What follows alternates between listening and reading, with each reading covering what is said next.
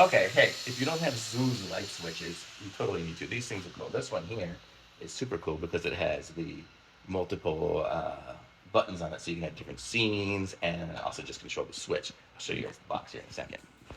Okay, so this is the Zooz scene controller switch. So we're going to show you guys what this one looks like here.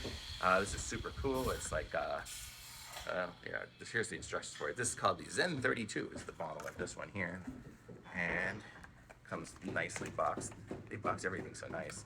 And it works with SmartThings, Ubitet, Vera, Home Assistant, works with everything. I've got them through Home Assistant to connect to my home stuff too. So this is what it looks like here. So this is the scene control switch. This is the one I'm showing you over there. It's push the button on off, and then you have the different scenes. So I usually, I'll set one scene to turn all the lights on in the whole house, one that says goodbye and leave, and different ones there. And then what else does come with it here? So here it comes with a neutral wire. I guess if you don't have a neutral, you can just use this one here. I think that's what that one's for. Pretty cool. It just plugs in just like every other outlet. You can do the push ones or the screw on. I always use screw on for some reason. I don't do those push ones. I don't know why.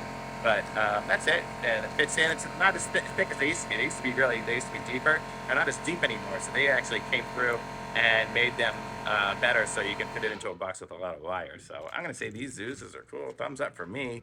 Be sure to like this video, subscribe to my channel, and the link's in the description for this one. Thanks. Bye.